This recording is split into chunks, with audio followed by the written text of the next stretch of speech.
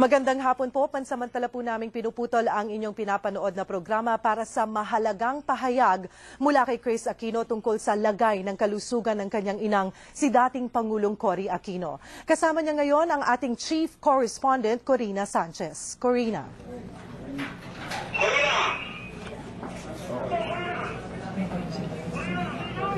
Okay po. Alright. Tayo ngayon sa kinaroroonan ng ilan sa mga miyembro ng pamilya ni former President Corazon Aquino.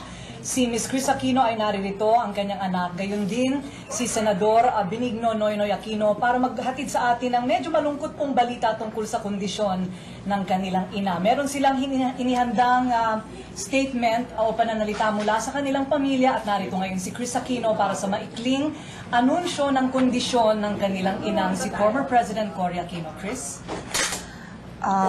Corina, this statement we all prepared together, and it's coming from our family.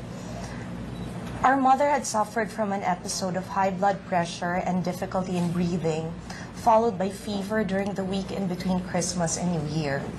Since that time, we all became concerned because of her persistent cough, loss of appetite, and her noticeable weight loss.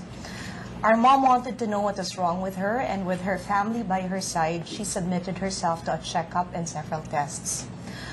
The results show that our mother is suffering from cancer of the colon. Our mother has always believed in being upfront.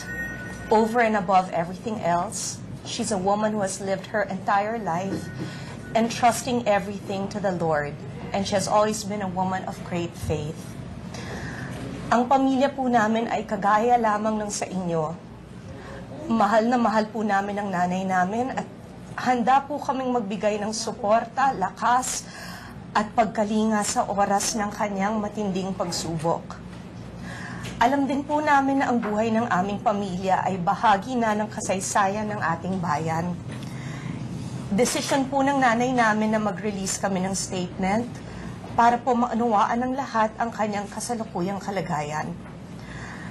Nakikiusap po kami, sana maintindihan ninyo na kailangan po ng aming ina, kagaya ng lahat ng pasyenteng nagpapagaling, ng panahon po ng katahimikan.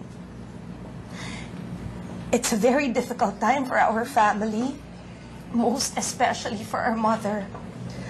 We respectfully ask that she be accorded her privacy. Our mom remains a believer in the power of prayer.